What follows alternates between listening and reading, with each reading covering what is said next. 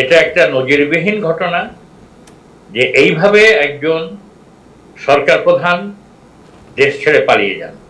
কেন পালিয়ে গেলেন? হালকা করে কথা বলতেন, আমি এটা করি নাই, এটা আমার বাবার দেশ, আমি অমুক ইত্যাদি ইত্যাদি সমস্ত ল্যাঙ্গুয়েজ। যে হাসিনার সবচেয়ে বড় শত্রু তার মুখ। হাসিনার অবর্তমানে তাদের ওই 5 নম্বর 4 নম্বর থেকে উঠে 1 নম্বরে আসাটা এটা খুব সহজ কাজ না। উনি রাখেননি, উনি 2 নম্বরে কাউকে রাখেননি, 3 নম্বরে কাউকে রাখেননি, উনি কাউকে রাখেন, উনি একক। দলটাকে, আওয়ামী লীগ দলটাকে তিনি এমন কুক্ষিগত করে ফেললেন। আমি এই দলটাকে আওয়ামী লীগ বলতাম না। একজনও মেধাবী নেতা এখানে নাই, একজনও ত্যাগী নেতা এখানে নাই, একজনও আদর্শবান নেতা এখানে নাই, একজনও নীতিবান নেতা এখানে নাই। এমনকি এই 16 বছরে যারা আওয়ামী লীগের নেতৃত্বে এসছে তাদের কোন রকমের মানে ত্যাগ শিকারের, দেশের জন্য বা দলের জন্য ত্যাগ শিকারের কোন নজির নাই। এদের একটাই লক্ষ্য ছিল নিজেদের আখের গোছানো, লুটপাট, টাকা পাচার। দেশ যে খোকলা হয়ে যাচ্ছে, এত দুর্নীতি, কোন পর্যায়ে দুর্নীতি নাই, কোন পর্যায়ে দুর্নীতি নাই, এত দুর্নীতি মানে অকল্পনীয়। এগুলো উনি হাসি মুখে মেনে নিয়েছেন। শুধু ওনার কর্তৃত্ব পরায়ণতা মেনে নিতে হবে সবাইকে, তারপরে উনি সবাইকে লাইসেন্স দিয়ে দিয়েছেন। শেখ হাসিনা তার 16 বছরের শাসন আমলে মানব উন্নয়ন করেননি। উনি রাস্তাঘাট, সেতু বানিয়েছেন, সেটা টানেল করেছেন, সে টানেলের নাম দিয়েছেন তার বাবার নামে, বঙ্গবন্ধু টানেল। পুরো বাংলাদেশে বঙ্গবন্ধু আর হাসিনা পরিবারের লোকদের নাম ছাড়া আর কারোর নামে কিছু হয়নি, আর কারোর নামে কোনো প্রতিষ্ঠান দেখা যায় না। তার মায়ের নামে বঙ্গমাতা, কে বলেছে বঙ্গমাতা? কেউ বলে দিয়েছে বঙ্গমাতা। বঙ্গবন্ধুকে বঙ্গবন্ধু উপাধি দেওয়া হয়েছিল বিশাল জনসভায়, লক্ষ লক্ষ লোকের উপস্থিতিতে, তাদের সম্মতিতে। সবাই তাকে এক সময় তাদের পরিত্রাতা ভেবেছিল, আগরতলা মামলা থেকে ছাড়িয়ে এনেছিল, তাকে মানুষ ভালোবেসে বঙ্গবন্ধু দিয়েছিল। আর বাকি উপাধিগুলো কে দিয়েছে? দর্শক আমাদের সাথে যুক্ত হয়েছেন আমার মনে হয় যে বাংলাদেশের সাংবাদিকতার জগতের একজন কিংবদন্তি, যিনি একজন জীবন্ত সাক্ষী বাংলাদেশের রাজনীতির। শুধু বাংলাদেশ না, উনি সাংবাদিকতা শুরু করেছিলেন সেই আইয়ুব শাহীর যখন ক্ষমতায় তখন থেকে, এবং 52 ভাষা আন্দোলন তিনি দেখেছেন। এরপরের ধারাবাহিক মৌলানা ভাসানীর সাথে কাজ করেছেন, বঙ্গবন্ধু শেখ মুজিবুর রহমানের সাথে উনি কাজ করেছেন, জিয়াউর রহমানের সাথে কাজ করেছেন, এরশাদের সময় কাজ করেছেন, এরপরে এখনও সাংবাদিকতার সাথে ইনভলভ।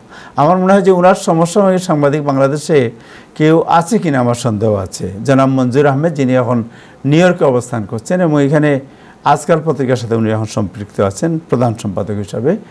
জনাব মঞ্জুর আহমেদ, আপনাকে শুভেচ্ছা জানাচ্ছি। আপনি কি শুনতে পাচ্ছেন? হ্যাঁ, আমি শুনতে পাচ্ছি। আমি কি আপনার পরিচয়ে কোনো ভুল করছি? কিছু না, না না, ঠিকই বলেছেন। মানে 82 বছর বয়স হয়ে যাচ্ছে আমার। আচ্ছা, এত বয়স্ক সাংবাদিক এখন বাংলাদেশে খুঁজে পাওয়া খুব মুশকিল, খুব মুশকিল। রাইট। আপনার সমসাময়িক সাংবাদিক বাংলাদেশে কে আছে এখন? আমি তো এখন খুঁজে পাই না। শেষ যাকে আমি জানতাম সৈয়দ কামালউদ্দিন সাহেব, আমার সিনিয়র ছিলেন। আচ্ছা, তো উনিও এখন নাই। আমি একটা হিসাব করি, জাতীয় প্রেস ক্লাবের সদস্যপদ ধরে আমি 1961-তে সংবাদে যোগ দিই। 1 বছর পরে যখন প্রেস ক্লাব মেম্বারশিপ পাওয়া যেত, 62 থেকে আমি প্রেস ক্লাব মেম্বার। তো আমার সেই 62-র আগের সদস্য এখন আর কেউ নাই। 62 সদস্য বোধহয় আমি এখন একজনই এখনো পর্যন্ত বেঁচে আছি।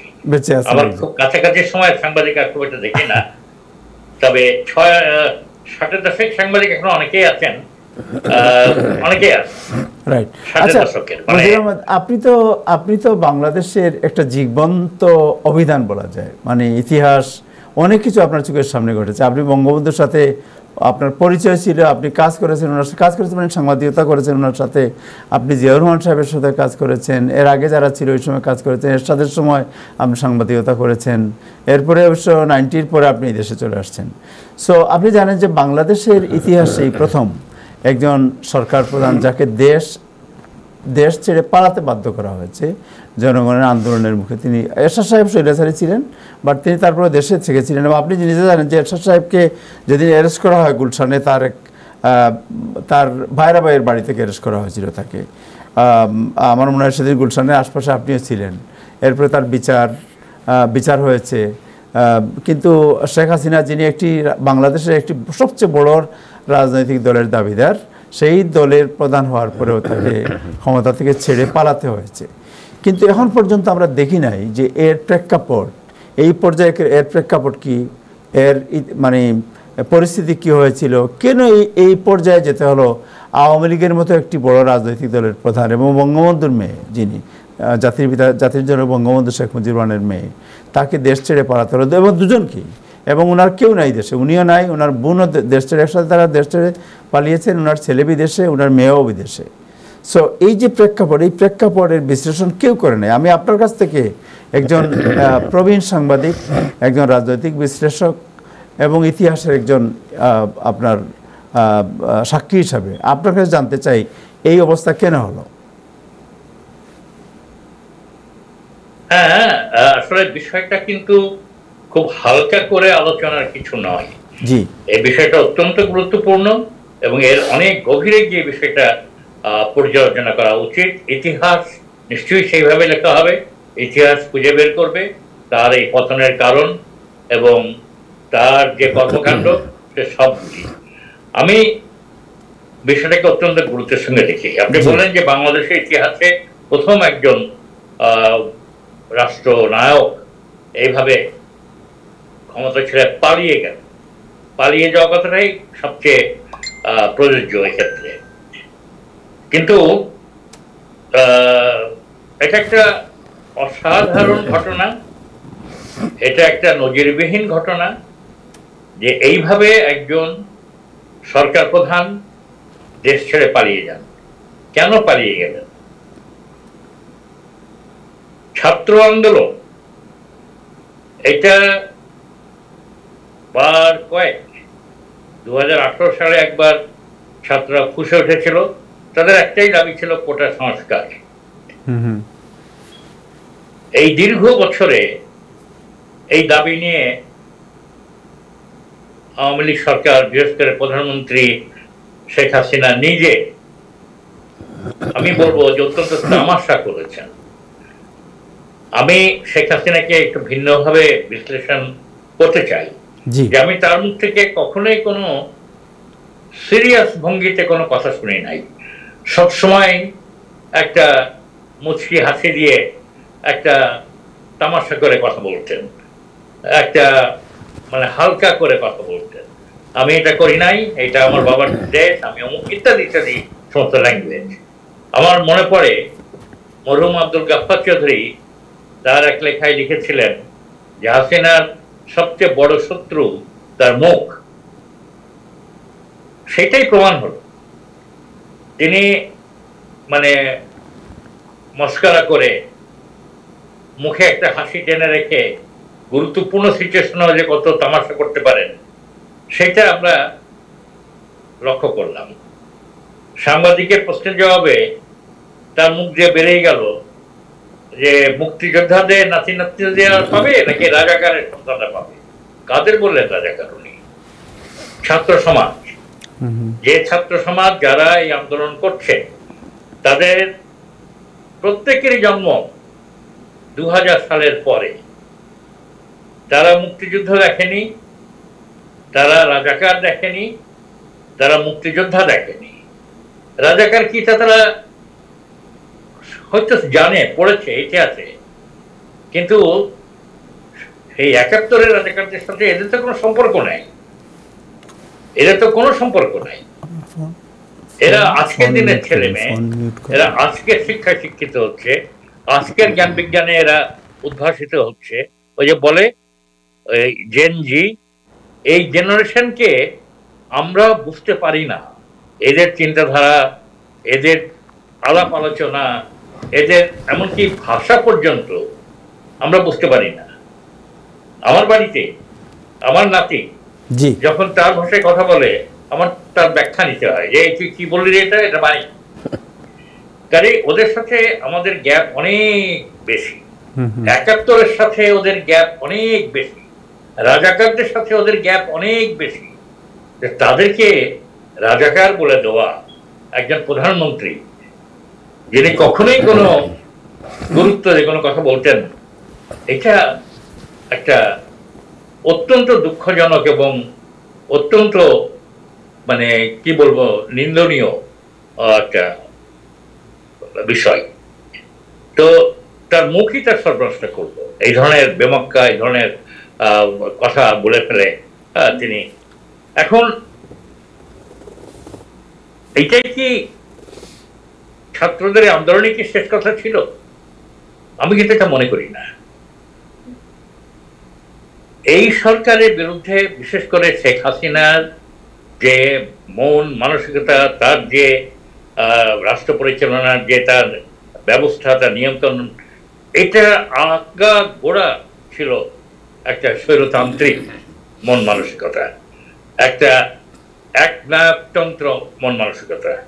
শেখ হাসিনা ডাইনে বায়ে সামনের পেছনে আর একজনকেও খুঁজে পাবেন না যারা তার স্থলাভিষিক্ত হওয়ার যোগ্যতা রাখেন বা তাদেরকে সেই যোগ্যতা দেওয়া হয়েছে।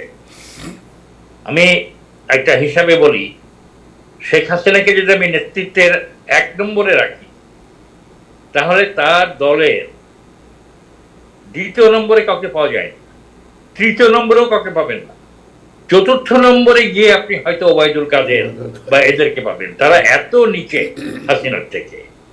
হাসিনার অবর্তমানে তাদের ওই ৫ নম্বর ৪ নম্বর থেকে উঠে ১ নম্বরে আসাটা এটা খুব সহজ কাজ না। উনি রাখেননি, উনি ২ নম্বরে কাউকে রাখেননি, ৩ নম্বরে কাউকে রাখেননি, উনি কাউকে রাখেন, উনি একক। এবং পুরো দলটাকে, আওয়ামী লীগ দলটাকে তিনি এমন কুক্ষিগত করে ফেললেন, আমি এই দলটাকে আর আওয়ামী লীগ বলতাম না। একজনও মেধাবী নেতা এখানে নাই, একজনও ত্যাগী নেতা এখানে নাই, একজনও আদর্শবান নেতা এখানে নাই, একজনও নীতিবান নেতা এখানে নাই। এমনকি এই ১৬ বছরে যারা আওয়ামী লীগের নেতৃত্বে এসছে তাদের কোন রকমের মানে ত্যাগ শিকারের, দেশের জন্য বা দলের জন্য ত্যাগ শিকারের কোন নজির নাই। এদের একটাই লক্ষ্য ছিল নিজেদের আখের গোছানো, লুটপাট, টাকা পাচার। হাসিনা তার এই মানে সাইকোফ্যান বলবো, এই অনুচরদের সুযোগ দিয়েছেন, চোখ বন্ধ করে থেকেছেন, একটি শব্দ উচ্চারণ করেনি। টাকা পাচার নিয়ে হাসিনার মুখ দিয়ে কোনো কথা অত্যন্ত উচ্চারিত হয়নি। আবুল মাল আব্দুল মুহিত ঠাট্টা করে বলেছিলেন ৫,০০০ কোটি টাকা, এটা এমন কিছুই না, ওটা তো দেশ থেকে বেরিয়ে যেতেই পারে। হ্যাঁ, আর হাসিনার মুখ দিয়ে কোনোদিন এই টাকা পাচার নিয়ে কোনো কথা শোনা যায়নি। উনি ছেড়ে দিয়েছেন অ্যাজিব যে তোরা এগুলো কর, কিন্তু আমার নেতৃত্বে থাকতে হবে। হ্যাঁ, তারা ছিল, তারা চতুর্দিকে হাসিনা জয়গান গিয়েছে, জয়ধ্বনি দিয়েছে, ওইটাই হাসিনা চেয়েছিলেন। দেশ যে খোকলা হয়ে যাচ্ছে, এত দুর্নীতি, কোন পর্যায়ে দুর্নীতি নাই, এত দুর্নীতি মানে অকল্পনীয়। এগুলো উনি হাসি মুখে মেনে নিয়েছেন। শুধু ওনার কর্তৃত্ব পরায়ণতা মেনে নিতে হবে সবাইকে, তারপরে উনি সবাইকে লাইসেন্স দিয়ে দিয়েছেন। এই ১৬ বছরে উনি প্রশাসন, আইন বিভাগ, বিচার বিভাগ, পুলিশ, বিজিবি নাকি একটা নাম দিয়েছেন, বিডিআর কে, সর্বত্র একেবারে টপ টু বটম সমস্ত নিজের লোক ঢুকিয়েছেন। নিজের লোক কারা? এই ছাত্রলীগের ক্যাডার, তাদের দিয়ে ভর্তি করে ফেলেছে পুলিশ, এবং তাদেরকে ছেড়ে দিয়েছেন। পুলিশকে তিনি দানব বাহিনীতে পরিণত করেছিলেন। পুলিশ তার ইচ্ছা মতন যা খুশি করেছে, ক্রস ফায়ারের নামে মানুষ মেরেছে। এই যে টেকনাফের এই যে প্রদীপ, কি ভয়ঙ্কর! এখন তার ফাঁসির হুকুম হয়েছে, বেকায়দায় পড়ে গেছে সেনাবাহিনীর একজনকে ক্রস ফায়ারের নাম করে মেরে দিয়ে। সেনাবাহিনীর গায়ে হাত দিয়েছিল প্রদীপ, এই জন্যে বেকায়দায় পড়ে গেছে, তার বিচার করতে হয়েছে, তার ফাঁসির হুকুম হয়েছে। এরকম তো হাজার হাজার প্রদীপ পুলিশ বাহিনীতে আছে। প্রদীপের ইমিডিয়েট বস যিনি ছিলেন কক্সবাজার এসপি, তাকে ধরা হয়েছে। এনিওয়ে, পুরো পুলিশ বাহিনী এরকম হাজার হাজার প্রদীপ দিয়ে গঠিত। এরা সব ছাত্রলীগের ক্যাডার। তাদের লক্ষ্য একটাই, নিজেদের আখের গুছানো এবং নেত্রীর সুনজরে পড়া। প্রদীপ বোধহয় কি পুলিশ পদকও পেয়েছিল। তো এই একনায়কতন্ত্র, দেশকে সর্বনাশের মুখে ঠেলে দেওয়া, দ্বিতীয় কোনো নেতা না রাখা তার পার্টির জন্য, সব মিলে আমি আওয়ামী লীগের আওয়ামী লীগ বলতাম না, আমি এটাকে বলতাম হাসিনা লীগ। না, সেই আওয়ামী লীগ না, এটা হাসিনা লীগ, হাসিনা লীগ।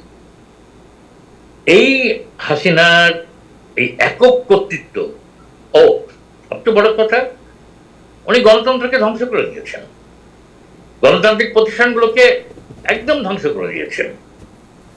বিচার কোথাও ছিল না, পুরো বিচার বিভাগ তার লোক দিয়ে সাজানো, চিফ জাস্টিস থেকে শুরু করে একেবারে নিচের কর্মচারী পর্যন্ত সব আওয়ামী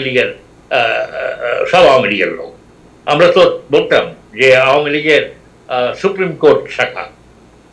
তো সর্বত্র, আবারও বলি, পুলিশ, বিচার বিভাগ, আইন পরিষদ, জাতীয় সংসদ, কি হতো সেখানে? সার্কাস। কোনোভাবে কোটি কোটি টাকা খরচ করে হাসিনার পকেটে ঢুকিয়ে দিয়ে একটা নমিনেশন নিতে পারলেই তো মেম্বার। কারণ ইলেকশন হাসিনা করেননি, উনি মানে ইলেকশন নিয়ে একটা তামাশা করেছেন, করে সমস্ত সংসদ নিজে দখল করে নিয়ে বসেছেন, নিজের গ্রুপ থেকে কয়েকজনকে বাইরে রেখে বিরোধী দল বানিয়েছেন। কোন দেশের ইতিহাসে আছে যে একই দলের লোক সরকারও থাকে আবার বিরোধী দলও থাকে? কোন গণতন্ত্রের ইতিহাসে এটা আছে? উনি গণতন্ত্রকে একেবারে ছারখার করে দিয়েছেন। নির্বাচন নিয়ে তামাশা করে, সংসদ নিয়ে তামাশা করে, সংসদ সব তার লোক, আগে তার স্তুতি চলে, তারপরে তার স্তুতি ছাড়া সংসদে কেউ কোনো বক্তৃতা করতো না। এখন এই সংসদ সদস্য কোটি কোটি টাকা তারা দিয়ে নমিনেশনটা কিনে নেয়, এদের লক্ষ্যটা, এরা যদি 5 কোটি টাকা দিয়ে নমিনেশন কেনে, এদের লক্ষ্য হচ্ছে 10 কোটি টাকা এখান থেকে তুলে নেবে। নিয়েছে, এবং সেই সুযোগ হাসিনা দিয়েছে, তাদেরকে দিয়েছে। এইভাবে দেশটাকে উনি সর্বনাশের পথে এগিয়ে দিয়ে, হ্যাঁ, কি না উন্নয়নের জোয়ার বয়েছে, কি উন্নয়ন, ব্রিজ, রাস্তা, এইগুলো উন্নয়ন। এই উন্নয়ন তো আইফোনের মধ্যে আমরা দেখে আসছি। স্বৈর শাসকদের একটাই কাজ থাকে, রাস্তাঘাট ব্রিজ তৈরি করা। এরশাদ বুড়িগঙ্গার পর ব্রিজ করে দিয়ে গেছে।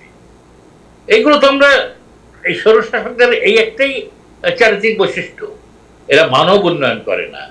শেখ হাসিনা তার 16 বছরের শাসন আমলে মানব উন্নয়ন করেননি।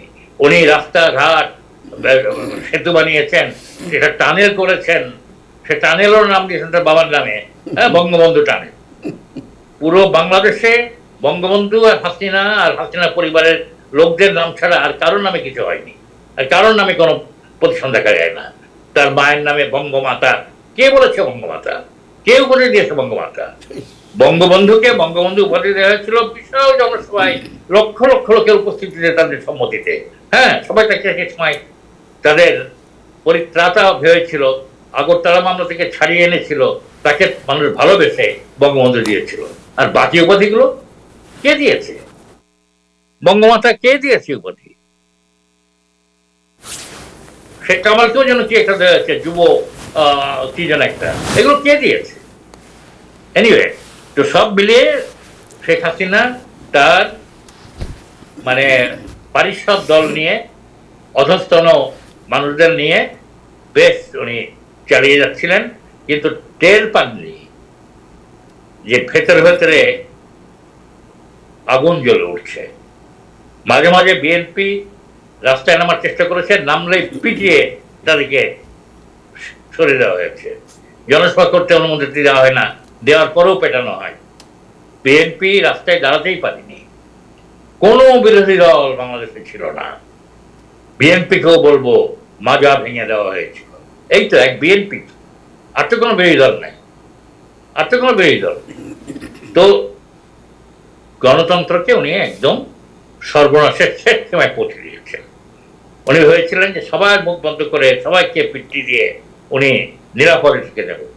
উনি টের পাননি যে ভেতরে ভেতরে আগুন জ্বলছে। শুধু একটু শুধু একটু বারুদে আগুন দেওয়ার অপেক্ষা। বিশ্বাস করেন, আমি একটা লেখা লিখেছিলাম, ছাপাও হয়েছিল, হাসিনার পরে কে।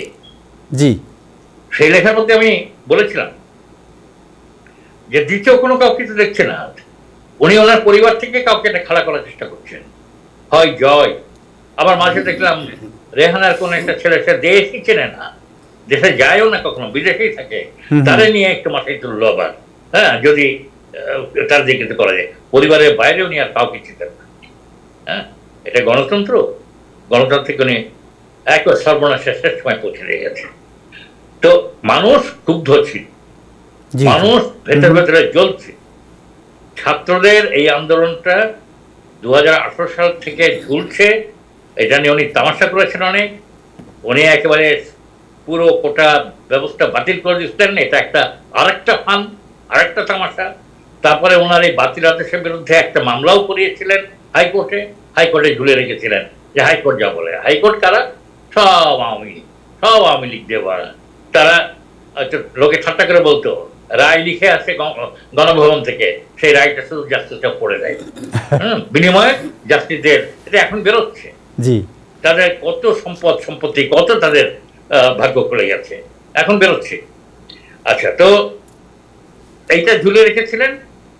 এই 2024-এ আবার তারা রাস্তায় নেমেছে।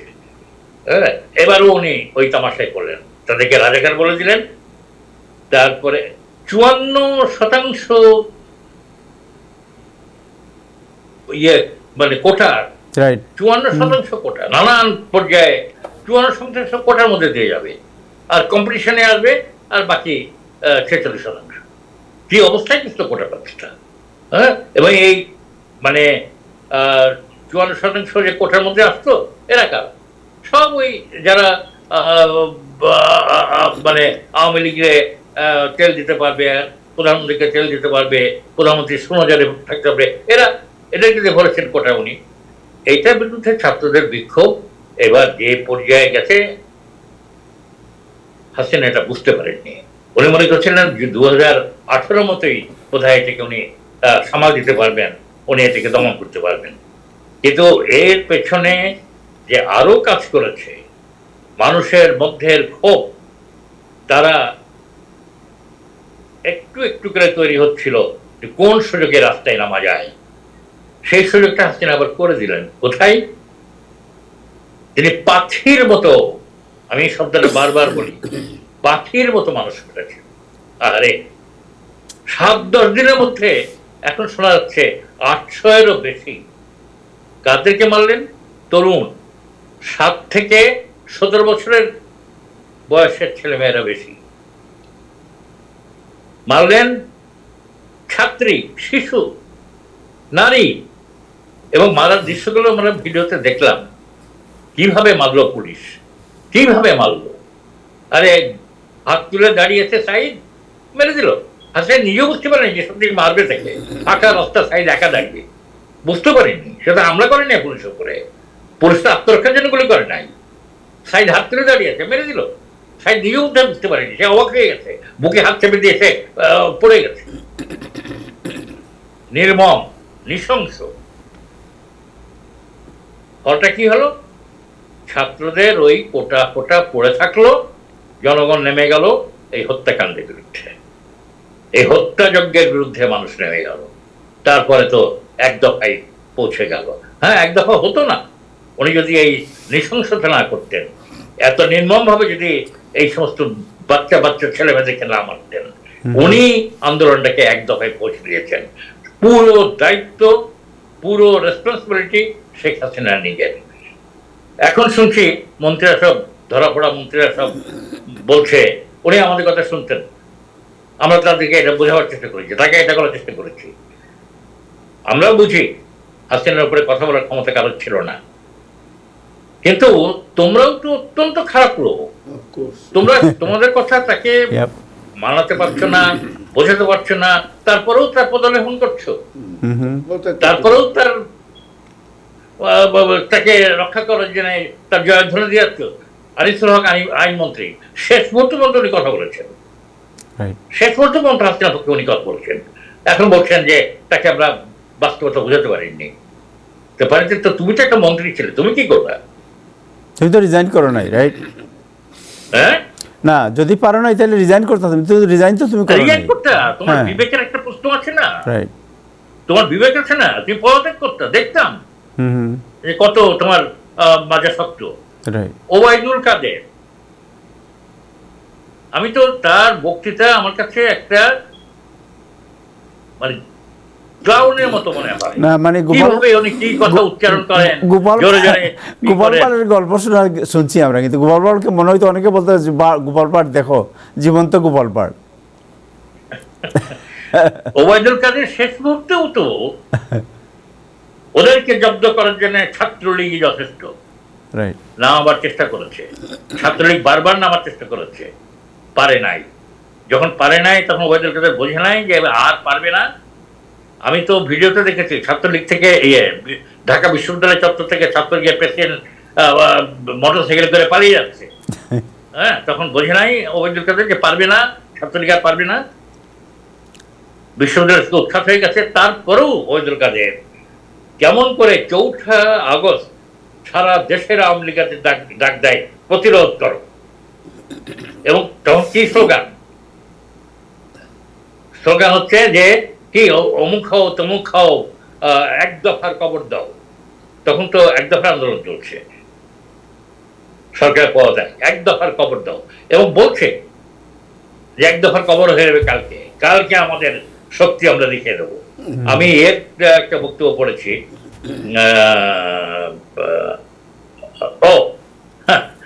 আরে এইসব চুনোপুটিদের নিয়ে কথা বলতে ইচ্ছে করে না।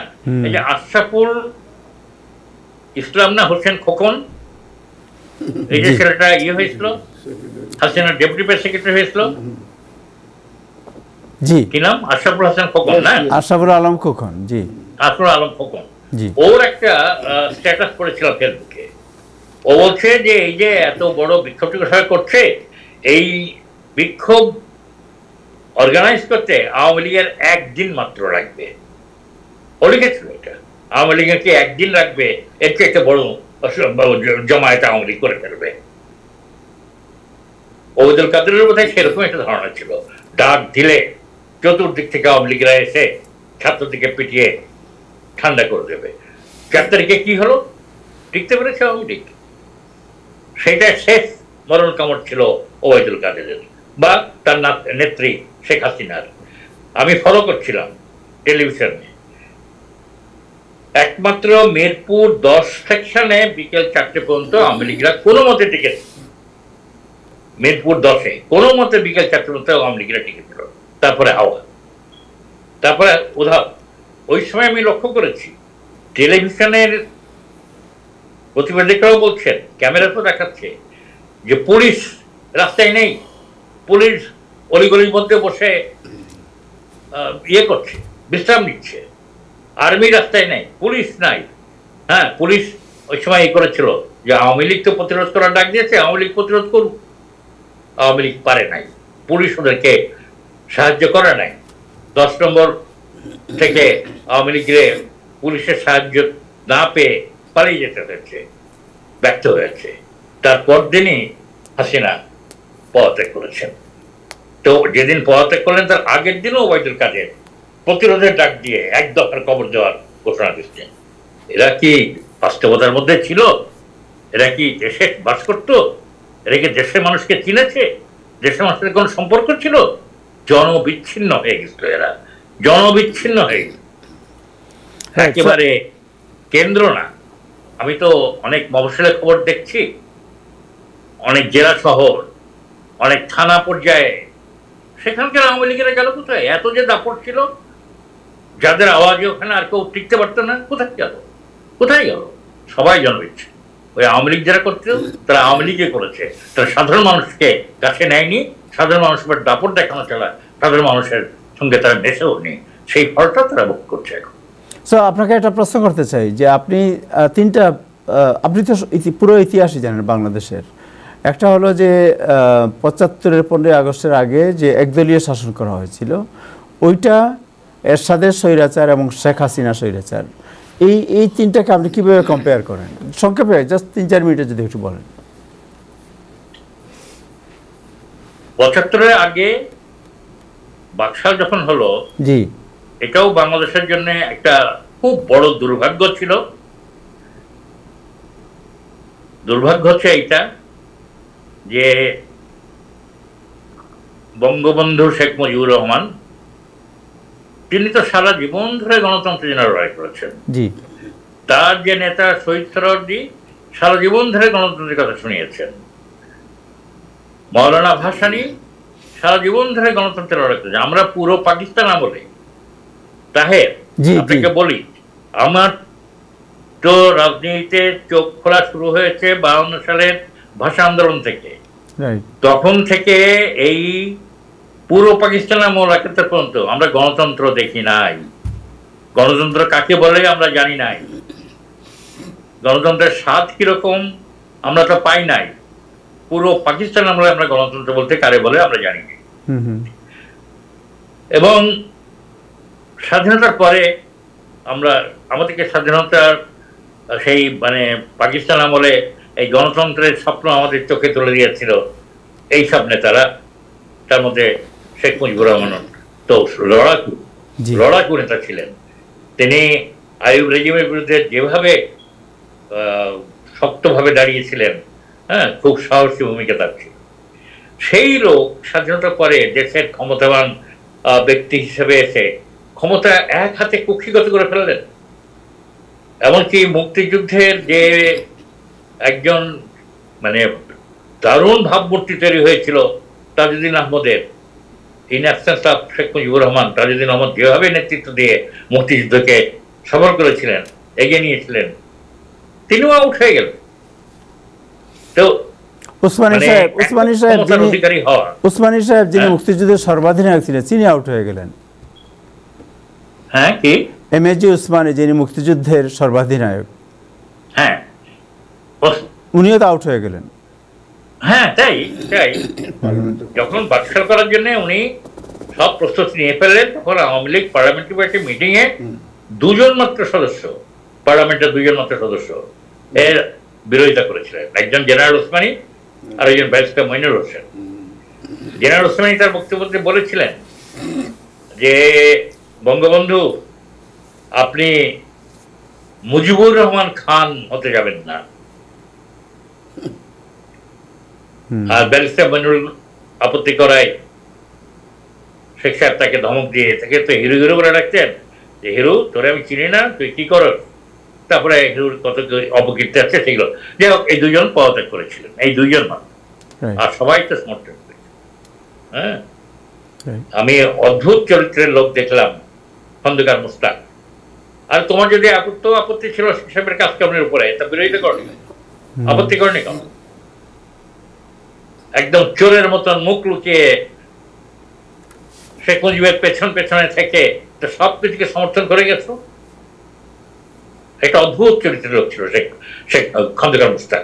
যাই হোক, তো এই বাকশাল বাংলাদেশের গণতন্ত্রের উপরে সবচেয়ে বড় আঘাত সেই সময়। কিন্তু এইটা শেখ সাহেব করেছিলেন সংসদের মাধ্যমে, সংবিধান সংশোধন করেছিলেন। তার একেবারে ব্রুট মেজরিটি ছিল, মাত্র 7টা আসন ছাড়া বাকি 293টা আসন তার, সঙ্গে মহিলা তখন বোধহয় 15 জন ছিল, মানে ব্রুট মেজরিটি। এবং আমি সেদিন পার্লামেন্টে উপস্থিত ছিলাম, আমি দেখেছি কিভাবে 4র্থ সংশোধনী পাস হয়েছে। সেদিনে পুরো নাটক আমার চোখের সামনে ঘটেছে, আমি দেখেছি, আমি লিখেছি এটা নিয়ে।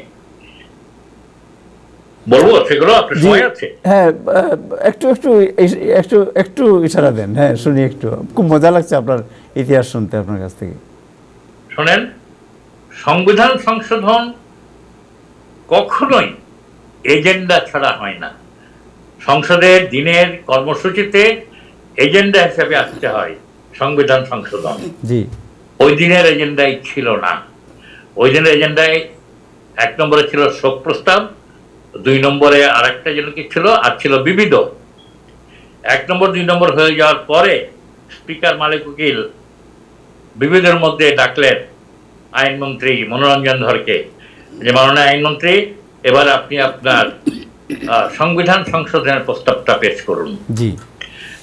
মনোরঞ্জন ধর উঠে পড়লেন, আমি বাংলাদেশ সংবিধানের ৪র্থ সংশোধনী প্রস্তাব সংসদে উত্থাপন করলাম।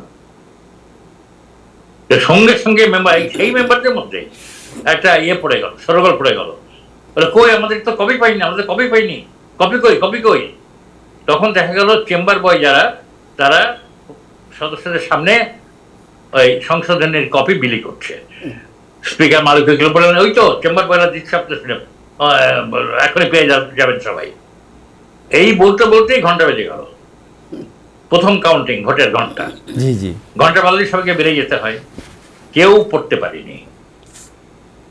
আমাদের সাংবাদিক ABM মুসা সেই সংসদের সদস্য, ওনার কণ্ঠ শুনলাম। আমাদের এই তখন তো আমাদের সাংবাদিকদের বসার জায়গা ছিল ওই সদস্যদের মধ্যে, সদস্যদের পাশে একটা জায়গা ঘিরে আমাদের বসার অবস্থা। তো ওইখানেই শুনলাম উনি আমাদের দিকে পেছনে বলছেন, লেজ উল্টা দেখতেও পারলাম না, গাই না বকনা, মানে পড়তেও পারেনি। হরিভূষণ মজুমদার স্বাস্থ্যমন্ত্রী, সবাই বেরিয়ে যাচ্ছে, উনি পড়ছেন। একজন বলল যে, আর ফণিদা পড়ে কি করবেন, যান যান ভোটটা দিয়ে আসেন। আরেকজনের কথা মনে আছে, রৌফ, ছাত্রলীগের সভাপতি ছিল তখন, বলে হুইপ নাকি, সে আমাদের দিকে পেছন ফিরে বললো, গণতন্ত্র শেষ হয়ে গেল, গণতন্ত্র শেষ হয়ে গেল। দিস ওয়াজ দ্য সেম সেদিন পার্লামেন্টের ভিতরে। সেদিন ভোট টোট দিয়ে এসে ৪র্থ পাস হয়ে গেল।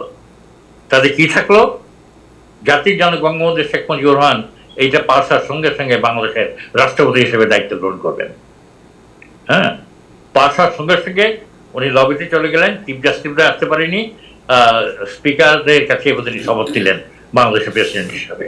হ্যাঁ, এই তো হয়ে গেল, গণতন্ত্র শেষ। তো উনি যা করেছেন সংসদের মধ্যে থেকে করার চেষ্টা করেছেন, কিন্তু হাসিনা যা করেছে সংসদও জানতে পারেনি।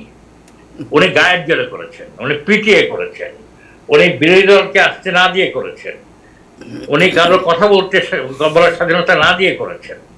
বা সত্যিকারের টাইরানি যাকে বলে, স্বৈরতন্ত্র যাকে বলে, সেইটা একেবারে 100% দেখিয়েছেন শেখ হাসিনা।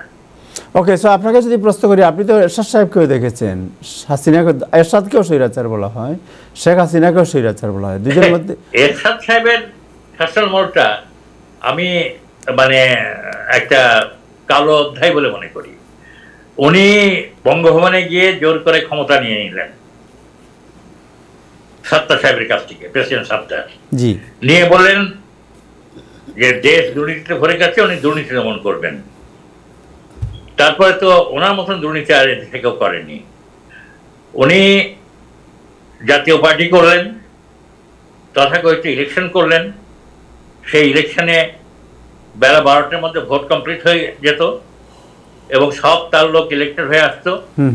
কয়েকজনকে ছেড়ে দিতেন বিরোধী দল করার জন্য, কারণ সংসদ চালাতে গেলে তো বিরোধী দল লাগে। হ্যাঁ, তো সেখানে আওয়ামী লীগ কিছু সিট পেত, বিএনপি কিছু পেত। এইভাবে এসে বিএনপি নির্বাচন বর্জন করেছিল, ওই পাতানো নির্বাচন করতে চাইনি। তো মানে খুবই সতর্কতার সঙ্গে এবং খুবই মানে চাতুর্যের সঙ্গে এরশাদ সব দিক সামলে, পার্লামেন্টও রেখে, সংবিধানও সংশোধন করে নানানভাবে উনি ওনার ক্ষমতাটা ধরে রেখেছেন। কিন্তু ওই যে বললাম, মানুষের মধ্যে যখন ক্ষোভের আগুন জ্বলতে থাকে, সেটার বহিঃপ্রকাশ একবার না একবার যেভাবে ঘটবেই, সেটাই ঘটেছে। ছাত্ররা যখন, ছাত্রলীগ, ছাত্রদল এবং অন্যান্য ছাত্র সংগঠন সবাই যখন একটা হয়ে এসব আন্দোলনের ঘোষণা দিল, তখন দেশের মানুষ সব তাদের পেছনে লেগে গেল, এছাড়া এই আন্দোলন ঠেকাতে পারিনি, এই আন্দোলন ঠেকাতে পারিনি। হ্যাঁ, তো দুজনের মধ্যে, আপনার দুজনের মধ্যে চারিত্রিক পার্থক্য কি মনে হয় আপনার? জাস্ট এক মিনিট যদি শুনতে চাই। হ্যাঁ, স্বৈরাচার যদি বলি আমরা এরশাদকে, স্বৈরাচার যদি হাসিনাকে বলা হয়, দুজনের মধ্যে চারিত্রিক পার্থক্যটা কোন জায়গায়? ও, চারিত্রিক পার্থক্য হচ্ছে এরশাদ সরাসরি সামরিক পোশাকে এসে ক্ষমতা দখল করেছে, রাইট। আর হাসিনা গণতন্ত্রের লেবাস গায়ে ঝুলিয়ে ষড়যন্ত্র কায়েম করেছে। এবং দেশ থেকে পালিয়ে যাওয়ার বাংলাদেশের ইতিহাসে এরকম হয়েছে কিনা আমি জানি না। আজকে একটি পত্রিকা রিপোর্ট করেছে যে বায়তুল মুকাররম মসজিদের খতিবও পালিয়ে চলে গেছে, মানে খতিবও ছিল। এইটাই আমার কাছে অবাক লাগলো, খতিবকে কেন পালাতো? উনি তো ধর্মকর্ম নিয়ে থাকতেন, খতিবকে কেন পালাতো? তার মানে উনি আওয়ামী লীগের ছিলেন বোধহয়। আমি বললাম যে সবখানে তার লোক, বায়তুল মুকাররমে খতিবও তার লোক, তিনি সেখানেও তার লোক বসিয়ে দিয়েছেন। উনাকে নাকি অনেকবার নোটিশ করা হয়েছে, আপনি মসজিদে নামাজ পড়ান, লোকজন নামাজের লোক নাই, মানে ইমাম পাওয়া যাচ্ছে না, কিন্তু উনি ওই যে পলাইছে আর আসে নাই। এরপরে আজকে নতুন খতিব শেষ পর্যন্ত নিয়োগ দিতে হয়েছে। হ্যাঁ, আমার কাছে একটু অবাক লেগেছে, খতিব কেন পালাবে? যার কাজ হচ্ছে ধর্মকর্ম করা, হ্যাঁ, ইয়ে নিয়ে থাকা, তাকেও পালাতে হলো, মানে সেও ওই হাসিনার দ্বারা নিয়োজিত, হাসিনার মানে পদলেহনকারী। Thank you so much Manju ভাই, আপনাকে অনেক ধন্যবাদ। অনেক ইতিহাস আপনার কাছে শুনলাম। আমি একটু ডক্টর শওকত আলী আছেন, শওকত আলী আপনার কাছে 3 মিনিটের শুনি। আপনি তো মঞ্জুর ভাই আলোচনা শুনলেন, এটা কনক্লুশন কি আপনার কি মনে হয়? মঞ্জুর ভাইয়ের বক্তৃতা, মঞ্জুর ভাই তো জীবন্ত অভিধান, একেবারে ইতিহাস গোল্ড। এটা তো প্রতিটি শব্দ এবং শব্দ চয়ন এবং ব্যাখ্যা, ওনার যে এই বয়সে আল্লাহ তার হায়াত দারাজ করেছে, তার ডেলিভারিটাও কিন্তু অত্যন্ত চমৎকৃত, মানে ভয়েস অত্যন্ত সুন্দর। এবং আমি তো মুগ্ধের মতো, মন্ত্রমুগ্ধের মতো শুনছিলাম, আরও মনে হচ্ছিল যে তিনি আরও বলবেন। তো যাক, আপনি যেটা বলছেন, অনেক ধন্যবাদ শওকত সাহেব, অনেক ধন্যবাদ। নেক্সট টাইম আপনি কিন্তু আসবেন মঞ্জুর ভাই, এই কথাগুলো বলার একান্ত শুনতেছি আপনার কাছে ইতিহাস। আচ্ছা মঞ্জু ভাই, আরেকটা জিনিস শওকত আলী, আমরা তো ধরেন আমরা কাছে শিকার অনেক কিছু আছে। আচ্ছা মঞ্জু ভাই, এই যে শেখ হাসিনা বা আওয়ামী লীগের যে ঘটনা ঘটলো, এবং ভবিষ্যতে আরো অনেক শাসক বাংলাদেশে আসবে হয়তো, রাইট? আপনি তো একজন ইতিহাসের জীবন্ত সাক্ষী। What is the lesson? এই শেখ হাসিনার এখান থেকে লেসনটা কি, যদি 1 মিনিটে আপনি বলেন। আপনি একটু ক্যামেরার পিছন দিকে যেতে হবে। জি জি। এই শিক্ষা তো ইতিহাসের একটা নির্মম শিক্ষা। জি। ইতিহাস এটাকে যেভাবে ধারণ করে রাখবে সারা বিশ্বের ইতিহাস, বিশ্বের। আজকে বাংলাদেশে এই ঘটনার পরে ইন্ডিয়াতে ছাত্ররা নেমে গেছে, তারা এখন মানে রাত জেগে মানে একদম বাংলাদেশের ছাত্রদের মতন করতে শুরু করেছে। পাকিস্তানে নেমে গেছে, পাকিস্তানে নেমে গেছে এখন।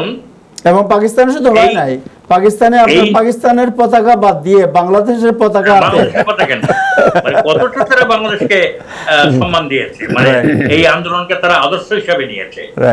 এই এই ইতিহাস, এই নির্মম ঘটনা, এটা তো ইতিহাসে একটা অত্যন্ত মূল্যবান জায়গায় লিপিবদ্ধ থাকবে। এবং বাংলাদেশের ভবিষ্যৎ শাসকরা এখান থেকে শিক্ষা নিতে হবে না, তাদেরকে ইতিহাসই শিক্ষা দিয়ে দেবে যে এই হচ্ছে তোমাদের ভবিষ্যৎ, হ্যাঁ, কাজেই সাবধানে থাকবা। এখন ধরেন আমি একটা বলি, তুলনা করি সবসময়, ফরাসি বিপ্লব, ফরাসি বিপ্লব কত মানুষের অংশগ্রহণ ছিল? তাদের কোনো নেতা ছিল? তাদের কোনো রাজনৈতিক দল ছিল? ছিল না, তাদের কোনো নেতা ছিল না। এবং বাংলাদেশে যত লোক, এখন তো জনসংখ্যা বেশি, যত লক্ষ লক্ষ লোক রাস্তায় নামলো, ফরাসি বিপ্লবে কিন্তু এত লোক রাস্তায় নামেনি। তারপরেও সেই বিপ্লব একটা ঐতিহাসিক বিপ্লব, এবং সেটাকে আমরা দৃষ্টান্ত হিসাবে সর্বদা ব্যবহার করি। ফরাসি বিপ্লব, বাংলাদেশের এই বিপ্লবও দৃষ্টান্ত হিসাবে সারা পৃথিবীতে ব্যবহৃত হবে।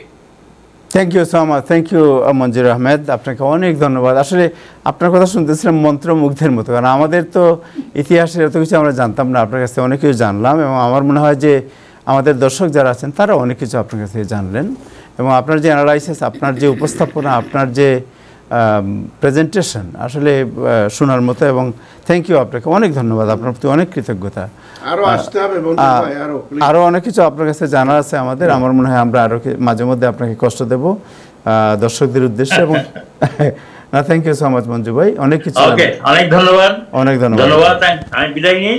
জি, thank you so much, thank you.